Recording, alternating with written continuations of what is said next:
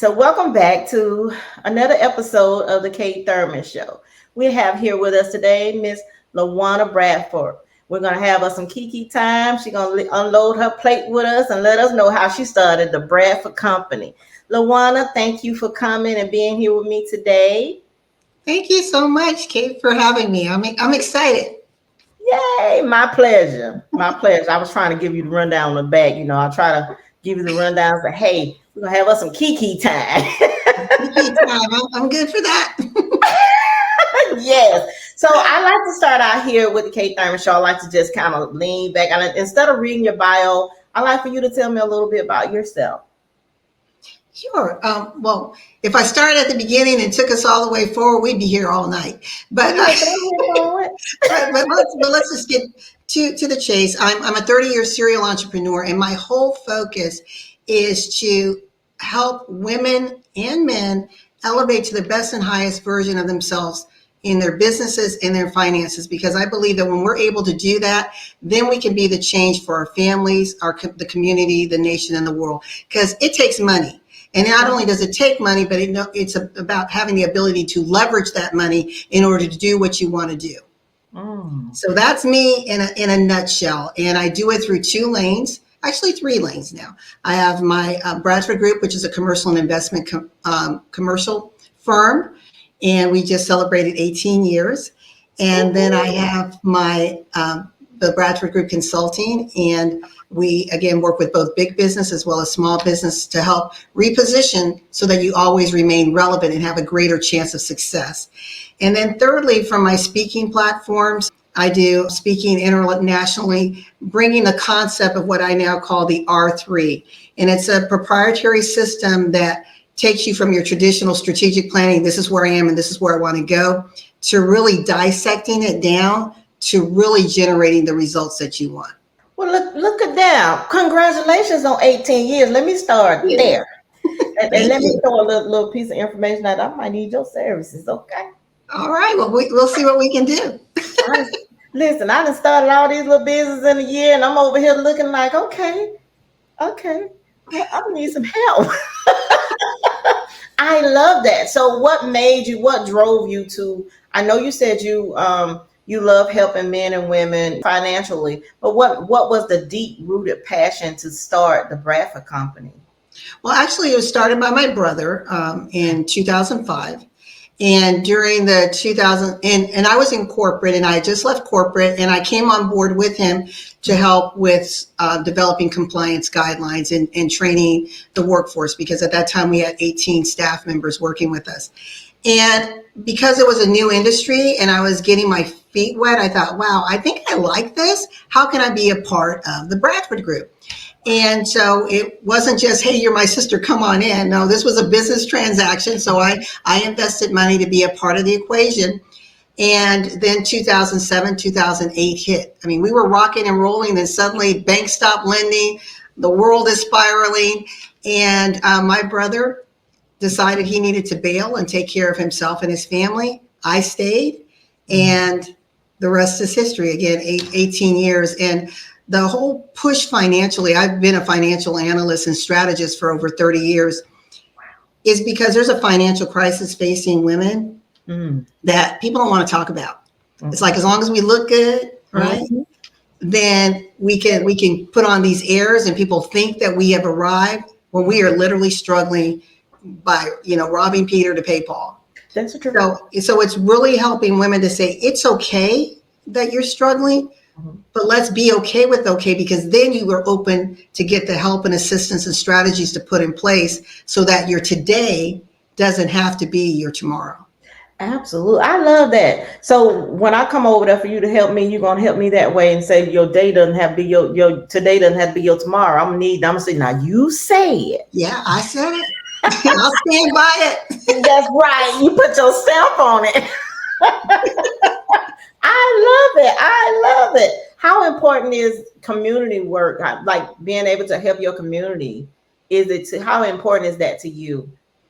Oh, that's huge. My parents, I just lost my father, but he and my mother were always community and civic activists their whole life. And so that's what I grew up around, and realizing that if I want to make a difference, I can't sit and wait for others. So what can I do in my seat of power to be a point of influence, education, inspiration, and more importantly, to be able to provide resources for people.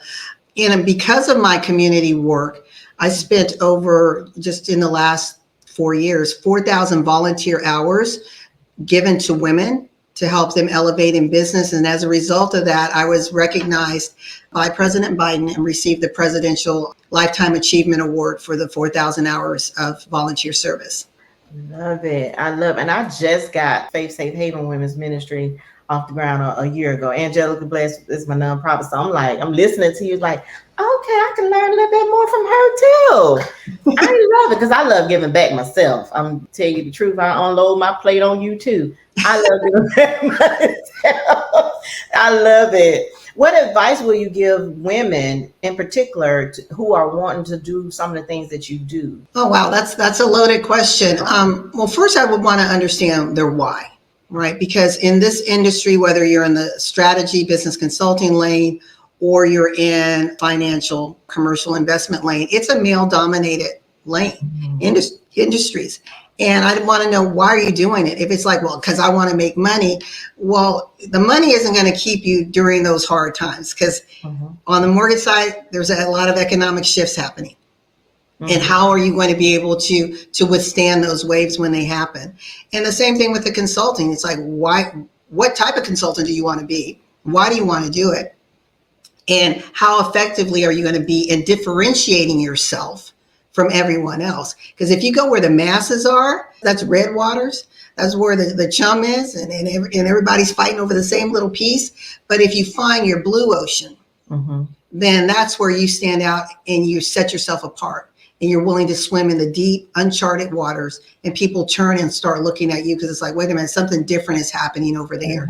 So those are the points that I would really have an individual to focus on, is really understanding that driving why. Oh, I love that. Before you identify the lane you want to be in. Oh, I love that. I'm gonna have to write this down because now she told me I need to do this. She said this is be an advice. I would be all over it trying to do my homework. So, I wanted to ask you, how has this impacted your personal life, starting a group and being a professional woman in the money industry? Is it any kind of impact? Because I know for me, trying to do all of this, it impacted us tremendously when I done told my story to the world. So it has, it's in the back end. Everybody look at what's going on the front. So they look at everything. They see you smiling, posting, they see you here, they see you there. But I know there are struggles some kind of way in doing that. Not telling all your business, but Yeah, you're right. There are people see the glory, but they don't know your story. And my mentor, about 2 years ago, he challenged me, and I actually got a little angry. I'm like, what are you talking about? He said, LaWanna, I don't think people know what you do. I'm like, hello, I've been doing this all this time. Yeah, they do. They know I'm a strategist, a financial analyst, and they know I operate in these lanes. He said, yeah, okay, that's what you do, but who are you? Who is LaWanna Bradford? I still got offended. I'm arguing like, oh, come on, you mean you don't know me? He said, I may know you, but when are you going to control the narrative that tells the world who you are? And I had to sit back on that. And sometimes you have to be willing to be coachable, get out of your own way, and lean in, because they're seeing something that you're not seeing. And I realized that because I value my privacy, I didn't want people to know anything but where I was.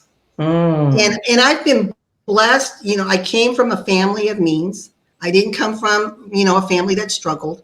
I never had any financial concerns until 2007, 2008 hit. And in an instant, my ability to lend and do business was snatched from under me. I didn't know how we were going to survive. As I mentioned, my brother left the business. He had all the licensing. So I'm having to quickly get my licensing together because I had left corporate. That was my only means to eat.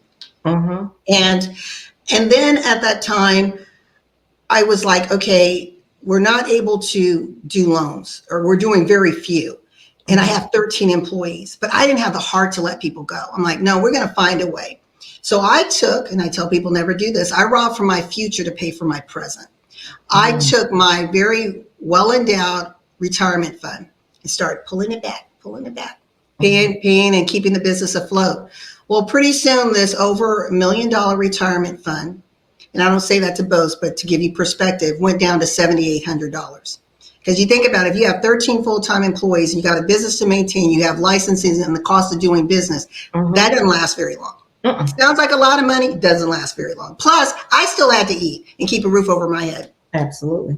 So, and then at that time, when you're dealing with financial matters and you're married, can cause some hiccups. Well, we ended up getting a divorce, unfortunately.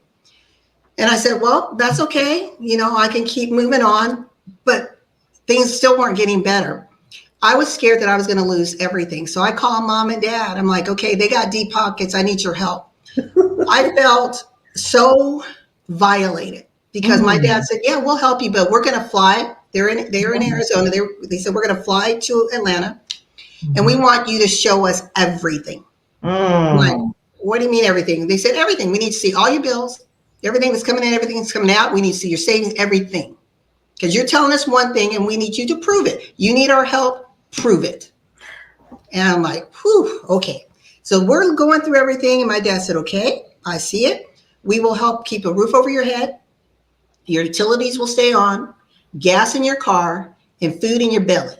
He said, everything else, all these business expenses and stuff, I know that was good at the time, but you need to figure that out. We're not paying for that. I'm like, hey, I'm golden. That's good. They're taking care of the essentials. No problem. Okay. So I thought. This is when God has to humble you because you get a little bit, as my dad said, too big for your britches, right? And so I get a knock on the door and it's Chase Bank suing me. I won't go into that because that's a long story. Well, but I don't want you to answer it like that. But if you're in business long enough, there will be lawsuits. That's just the nature of business. So I go and I'm like, because remember at that time, banks are calling due certain things. That was just, they just started operating kind of like the wild, wild west. We want everything back. We don't care if this was a loan we approved. We now want it all paid now. And so I went to my parents. I'm like, okay, fine. Dad, I'm getting sued by Chase Bank and I need your help because I need a lawyer. And he said, I hear you, but no. I'm like, no, Dad, you didn't hear me. They're getting ready to sue me and I could lose everything. I could lose my house. He said, that's your problem. I told you I would help you, not that business survive. So I'm like, okay. So this goes back to the lesson of being coachable. So I had a friend who, thank God, had shared their story with me years ago about a similar but different situation where they had to represent themselves in court. And I said, how did you do that? And he went through every single thing I did. I became a serious law student and had to do this like in a 6-week time period. I represented myself in court against Chase Bank and I won. It was totally dismissed. Wasn't nothing but God. Right. So I'm getting all cocky. I got this, right? God's like, girl, have you not learned? That what all right, it's time for the Job experience. Okay. I was diagnosed with cancer. I'm sorry. And at that point, I'm like, whoa. It made me realize all the stuff and things in the world didn't matter if you don't have your health. None of that mattered anymore. And I was just sitting at the top of my stairs, just feeling like, okay, now what? What do I do? Remember, I told you no money's coming in. I couldn't afford the type of health coverage that I had. Obamacare didn't exist at the time. What am I going to do? And from that, I realized that God had given me tools along the way, even in my arrogance, along the way to teach me how to survive traumatic times. And while I was sitting on my stairs, he was peppering me with things. And that's where one of my coaching programs called R3, Refocus, Reframe, Reconnect comes from. And it's refocusing with the genius that's within you, your God-given gifts and talents, trusting that all that you have isn't because of you, it's because of him. And he allows it to come to you to be a good steward, to sow seeds that's going to bless and uplift others. Number two, to realize that in reframing that what may have worked in the past is no longer working today, but he's going to give you vision and provision to recraft your lane, and knowing that only you occupy that lane. No one else is in your lane but you. And then thirdly, fear is going to come. Satan's going to remind you that you're broken. You are unworthy and undeserving because of all this ash and trash in the past. But God's going to say, no, you are mine. You are worthy and deserving. I need you to dust yourself off and reconnect to my glory so that you can have a story. Amen. And that's where I am. So from the ash and trash to now, God is letting me shine again. And I thank God for my coach who challenged me to be transparent and to start sharing me in a different light, because I find that people are more attracted to me and learning about what I do and why I do what I do and how can I help them. Yes, and I first want to say, got me over here in tears on this. First, I want to say, you are a strong, strong, strong woman. Thank you. And your story is powerful. Got me crying. You got me unloading tears over here, okay? Because the ability to be transparent and vulnerable is, for me, is outstanding. I just learned a year ago how to tell my own story and know that, God doesn't he's not the author of fear. He doesn't give us fear. So I want to say thank you for paving the way for people like me who are just now trying to come out here and do what you do. I'm trying to be like you when I grow up. Thank you for everything. Thank you for creating the Bradford group, because guess what? We need this. All of us in this world, especially as women. I know you cater to men and women, but as women, we need to be able to uplift each other and help each other in all different endeavors that we do in the world. So I want to say again, thank you. I'm going to say it again. Thank you. Thank you so much. I am super honored to have you here. And I just want to know if you can tell everybody what's next for the Bradford group and for LaWanna. Sure. I think for the Bradford group right now, it's, navigating this uncertainty. What's the world going to look like, in the next few weeks? And how will that impact business? Because no matter what decision is made, there is going to be a business impact, and being able to navigate those new waters. So that's the first thing. And this for LaWanna, as I mentioned, I lost my dad in September, and during the pandemic, we started writing his memoir, and we were doing it via video. So I have over 40 hours of footage of my dad, and I actually wanted to have this written and published while he was alive, and he kept saying, no. I'm like, why not? He said, because you have to wait to write the final chapter. It didn't click what he meant until after he passed. I'm like, oh my goodness. So that's what's next. My goal is on or before Father's Day of 2025. I'm going to publish my father's memoir that's co-written by us, called A Little Boy from Mayview. And it's a story of resilience, how this little boy from a town of 250, born in 1930 as a Black man here in the U.S., rose to international recognition, was able to speak 4 languages fluently, help preserve Black history, and is a living testimony of what it means to defy where you were placed and realize that doesn't mean that isn't necessarily where you were planted. Okay. Yeah. So So I definitely want to get a copy. I'm gonna be all in your deal. So when is it coming out again so I can order it? I know, I'm like letting everybody know. So it's like, it better happen. It's gonna happen. I'm excited I can't wait to read it. I can't wait. It's been a pleasure having you on. Can you tell everybody how to reach you? Yes, real simple. You can reach me on all things social media by my name, LaWanna Bradford, or if you go to Instagram, it's the LaWanna Bradford, or you want to check me out on my website. This is really, really hard, everyone. It's LaWannaBradford.com. Now, y'all know what? That's real hard. Come on. Well, I am again honored that you graced us with your presence, because you're busy. You're busy. Thank you. I'm Thank you so super much. excited. I can't wait to hear more things, and I'm gonna be all in your business on social media, see what you're doing every day. You'll see me going down liking. Don't block me. Just playing.